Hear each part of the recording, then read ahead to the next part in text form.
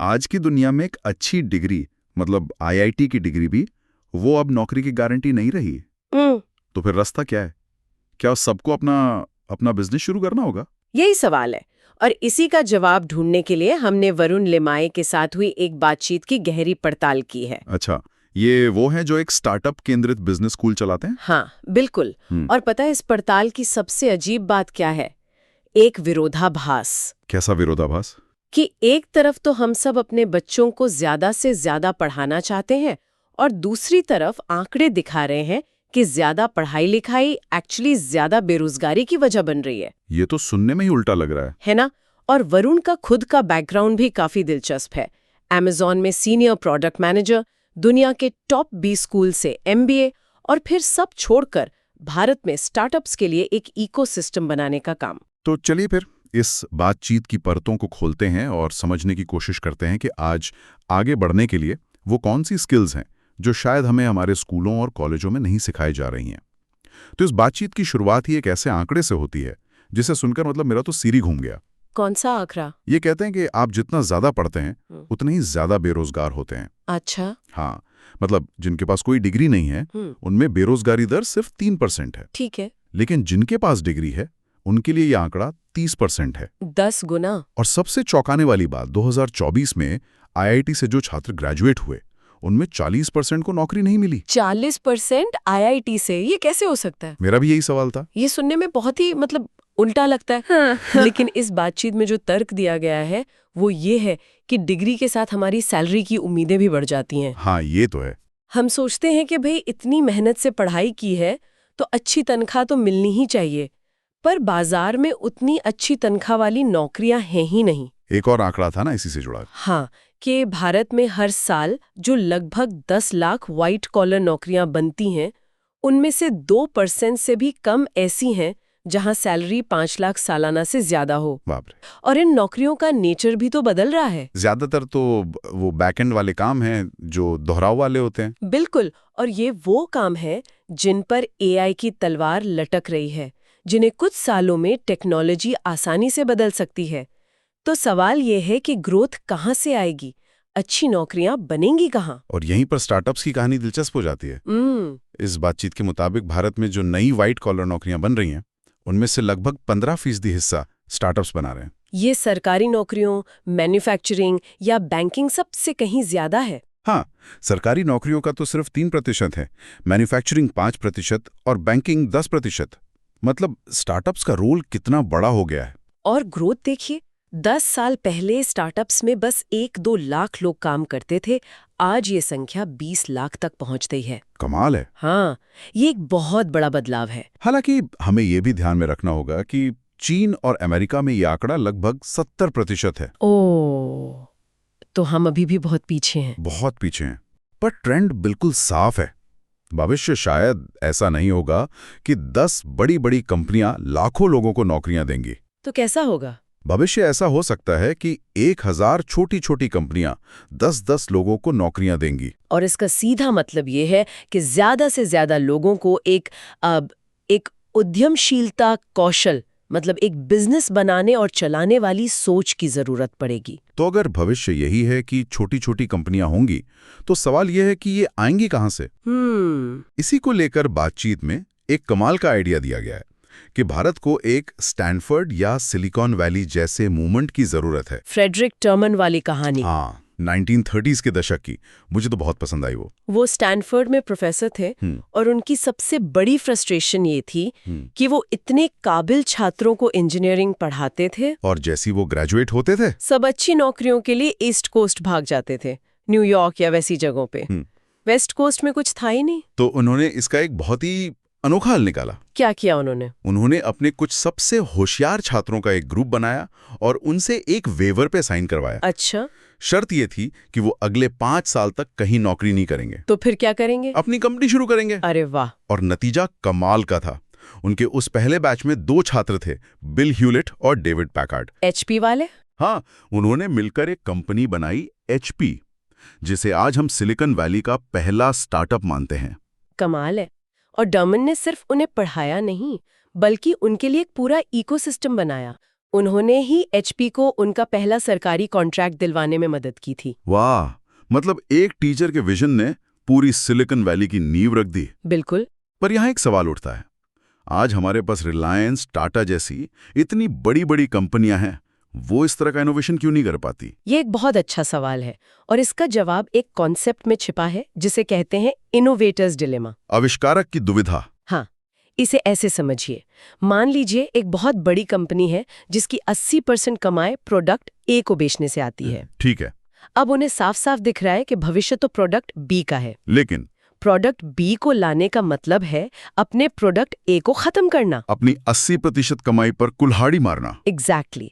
और कोई भी मैनेजर ये जोखिम नहीं लेना चाहता। लेकिन एक स्टार्टअप, उसके पास तो ऐसा कोई बोझ होता ही नहीं। बिल्कुल नहीं, वो तो सीधे आकर प्रोडक्ट B बनाना शुरू कर देता है। इसका क्लासिक उदाहरण तो कोडक का है ना, उन्होंने ही तो डिजिटल कैमरा बनाया था। हाँ बिल्कुल, उनके ही एक इंटर्न ने 1975 में बनाया था, लेकिन मैनेजमेंट ने उस आइडिया को ये कहकर दबा दिया कि हमारा काम फिल्म बेचना है, कैमरे नहीं। वो अपनी 80% कमाई वाले बिजनेस को नहीं छोड़ पाए और नतीजा हम सब जानते हैं। और ब्लॉकबस्टर वाला किस्सा तो और भी मजेदार है।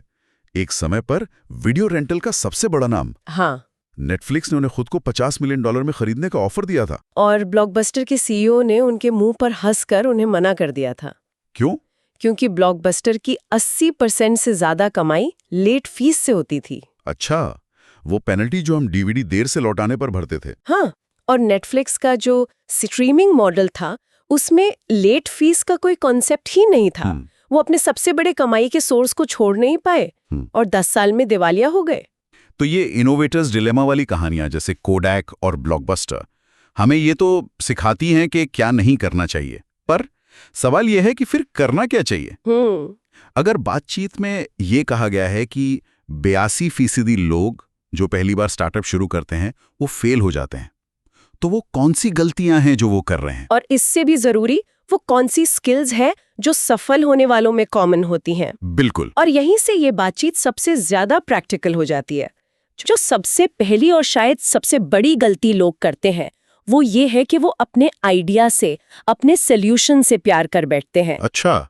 उन्हें लगता है कि उनके पास दुनिया का सबसे अच्छा समाधान है, जबकि सफल लोग समाधान से नहीं, समस्या से शुरू करते हैं।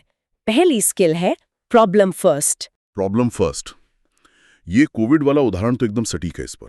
हाँ बताइए। जब लॉकडाउन लगा तो अचानक बच्चों के लिए ऑनलाइन एक्स्ट्रा करिकुलर एक्टिविटीज की बाढ़ आ गई। Online guitar, online dance, online coding, सब कुछ। बनाने वालों को लगा कि वो एक बहुत बड़ी समस्या सुलझा रहे हैं। हाँ, उन्हें लगा कि वो बच्चों को घर बैठे नई स्किल सिखा रहे हैं, लेकिन वो माँ बाप की असली समस्या को समझ ही नहीं पाए। क्या थी असली समस्या? ज्यादातर माता पिता के लिए बच्चों को डांस या म्यूजिक क्लास भेजने का असली मकसद उन्हें कुछ सिखाना नहीं था, बल्कि कुछ घंटों के लिए घर से बाहर भेजना था, ताकि माँ बाप को थोड़ी शांति और फुर्सत मिल सके।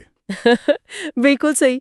और जैसे ही लॉकडाउन खत्म हुआ, स्कूल खुले, माता पिता ने बच्चों को वापस असली क्लास में भेजना शुरू कर दिया और पूरा ऑनलाइन मॉडल ताश के पट्टों की तरह ढह गया। क्योंकि उन्होंने असली समस्या को कभी समझा ही नहीं। यही प्रॉब्लम फर्स्ट अप्रोच है। अब आते हैं दूसरी स्किल पर, जिसे बातचीत में कहा गया है धंधा चमकना चाहिए। मतलब बिजनेस का गणित। हाँ, आपको अपने बिजनेस के गणित की गहरी समझ होनी चाहिए। यहाँ पर यूनिट इकोनॉमिक्स की बात आती है। ये क्या होता है? इसे ऐसे समझिए, अगर आप एक समोसा बेच रहे हैं तो क्या आलू, मैदा, तेल और गैस का खर्चा निकालकर भी आपको कुछ बच रहा है? अगर एक समोसा बेचने में ही नुकसान हो रहा है तो 1 लाख समोसे बेचने पर तो बिजनेस दिवालिया ही हो जाएगा। सही बात है। यही यूनिट इकोनॉमिक्स का मूल सिद्धांत है। आपको पता होना चाहिए कि आपके बिजनेस के मुख्य लीवर्स क्या हैं। वो कौन सी 2-3 चीजें हैं जिन्हें बदलने से आपका पूरा बिजनेस बदल सकता है। हाँ, जैसे क्विक कॉमर्स, ब्लिंकिट या ज़ेप्टो का उदाहरण दिया गया था। बिल्कुल। बातचीत में बताया गया है कि उनका पूरा खेल 2 चीजों पर टिका है, एवरेज ऑर्डर वैल्यू, यानी लोग एक बार में कितने का सामान मंगवाते हैं, और दूसरा रिपीट रेट, कि वो कितनी बार मंगवाते हैं। अगर ये दोनों नंबर सही नहीं है तो वो चाहे कितनी भी डिलीवरी कर लें, पैसा नहीं कमा सकते। और बाकी खर्चे जैसे किराया या मैन पावर पर उनका कंट्रोल बहुत कम है। बिल्कुल।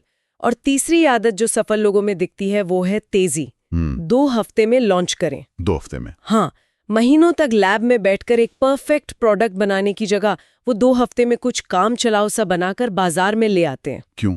क्योंकि असली फीडबैक ग्राहक ही दे सकते हैं, आप और हम बंद कमरे में बैठकर नहीं। लेकिन इसमें एक डर भी तो होता है कि अगर प्रोडक्ट परफेक्ट नहीं है तो लोग उसे रिजेक्ट कर देंगे और आइडिया हमेशा के लिए खत्म हो जाएगा। ये डर बिल्कुल जायज़ है और इसका जवाब है कि आपको प्रोडक्ट बनाना ही नहीं है। मतलब? असली प्रोडक्ट नहीं।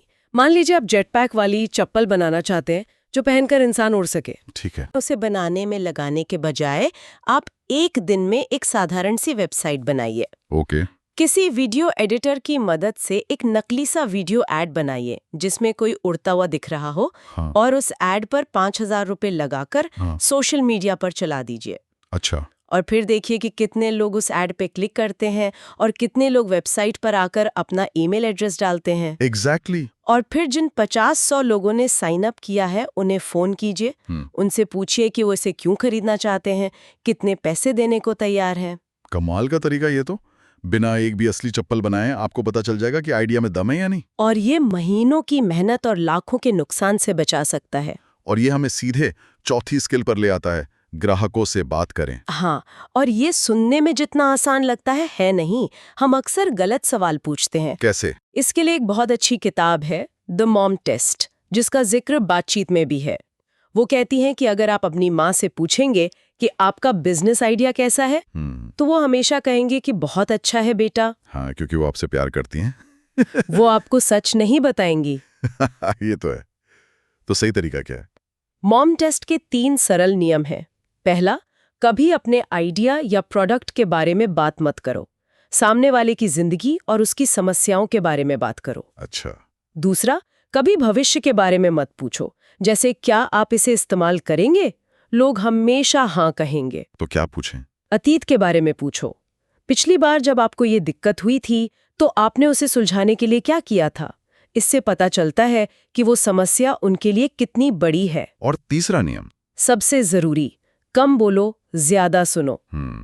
ये सुनने में तो बहुत सीधा लगता है, लेकिन असल में करना मुश्किल होगा, खासकर जब आप अपने आइडिया को लेकर बहुत उत्साहित हों।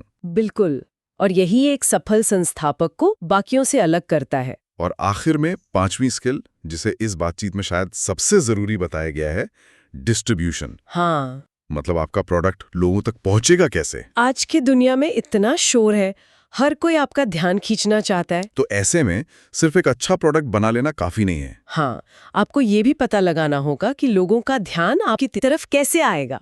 इसके 3 हिस्से बताए गए हैं। क्या है वो? पहला है चैनल। आप अपनी बात कहाँ कह रहे हैं, इंस्टाग्राम पर, रेडिट पर या लिंक्डइन पर। दूसरा है संदेश, आप कह क्या रहे हैं। और तीसरा है टोन, आप किस अंदाज में कह रहे हैं। इन तीनों का सही मेल ही आपको भीड़ से अलग करता है। बिल्कुल। और एआई के आने से ये और भी जरूरी हो गया है ना? बातचीत में कहा गया है कि जब सब कुछ एआई से बन रहा होगा, एक जैसी मार्केटिंग कॉपी और वीडियो, तब एक असली इंसान की आवाज और उसका चेहरा और भी कीमती हो जाएगा। प्रामाणिकता यानी ऑथेंटिसिटी की कीमत बढ़ जाएगी। इसी से जुड़ा है एआईओ का एक नया कॉन्सेप्ट, आर्टिफिशियल इंटेलिजेंस इंजन ऑप्टिमाइजेशन। जैसे हम गूगल के लिए एसईओ करते थे, वैसे ही अब एआई मॉडल्स के लिए एआईओ करना होगा। हाँ, आज चैट जीपीटी जैसे मॉडल रेडिट जैसी जगहों से बहुत सारी जानकारी उठाते हैं। तो अगर आपके प्रोडक्ट या आपकी कंपनी के बारे में रेडिट पर अच्छी और सच्ची बातें हो रही हैं, तो एआई भी उसे एक अच्छा सिग्नल मानेगा। ये मार्केटिंग का एक बिल्कुल नया मैदान है जो अभी खुल रहा है। तो इस पूरी बातचीत का निचोड़ क्या है? मेरे लिए तो ये है कि पढ़ाई करो, अच्छी नौकरी मिलेगी वाला फॉर्मूला अब उतना पक्का नहीं रहा। टूट रहा है वो मॉडल। हाँ, चाहे आप अपनी कंपनी शुरू कर रहे हो या किसी और की कंपनी में काम कर रहे हो, वो एक उद्यमशीलता वाली सोच, एक प्रॉब्लम सॉल्व करने वाली अप्रोच अब सबके लिए जरूरी हो गई है। और अंत में एक बहुत गहरी बात कही गई है जो मैं चाहूंगी कि सुनने वाले अपने साथ लेकर जाएं। क्या? बातचीत में एक सार्वभौमिक सत्य का उल्लेख है, किसी को नहीं पता कि क्या काम करेगा। बड़े से बड़े सीईओ, बड़े से बड़े निवेशक भी बस अंदाजा लगा रहे हैं, प्रयोग कर रहे हैं। ये सुनने में थोड़ा डरावना लगता है, पर ये आपको आजादी भी देता है। मतलब ये कि आपको सारे जवाब जानने की जरूरत नहीं है, बस सही सवाल पूछने और छोटे छोटे प्रयोग करते रहने की जरूरत है। तो मेरा सवाल ये है कि इस बातचीत को सुनने के बाद ऐसा कौन सा एक छोटा सा प्रयोग है जो कोई भी इस हफ्ते अपनी किसी पुरानी समस्या को लेकर कर सकता है? शायद उस जेट पैक चप्पल वाले आइडिया की तरह। बिल्कुल।